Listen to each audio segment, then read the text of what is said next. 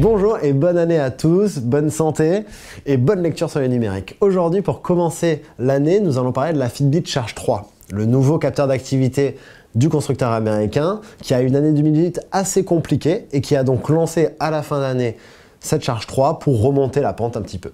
C'est un capteur d'activité de plutôt bonne qualité, il est proposé à 150 €, donc un prix un peu intermédiaire. Et finalement, on va proposer des performances assez intermédiaires. C'est-à-dire qu'en fait, il est plutôt bon. On va avoir par exemple une très belle interface, très fluide, très jolie. La lecture de messages, par exemple, se fait très facilement.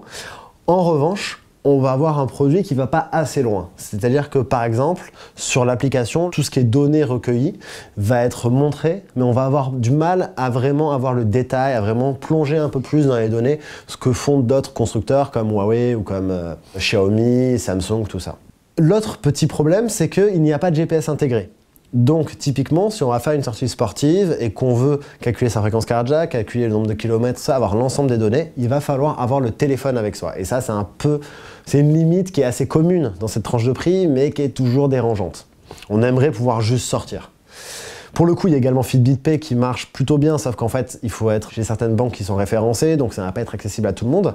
Et enfin, la dernière petite limite concerne le cardio-fréquence-mètre qui est situé à l'arrière ici, et qui du coup va montrer des valeurs plutôt bonnes et plutôt correctes, plutôt cohérentes au repos, ou lors d'un jogging, une sortie à vélo tranquille. En revanche, si vous faites du fractionné ou si vous faites un sport d'équipe où vous allez accélérer, ralentir, le capteur d'activité va un peu lâcher l'affaire et va montrer des courbes très linéaires alors que la fréquence cardiaque est comme ça. C'est les quelques limites de la Fitbit Charge 3, mais pour un usage plus lifestyle par exemple, elle va très bien faire l'affaire et finalement en plus c'est plutôt jolie, plutôt réactive, elle tient une semaine d'autonomie donc c'est plutôt bon. Elle a donc quelques limites mais elle fait quand même plutôt bien le travail à côté et conviendra je pense à pas mal de gens.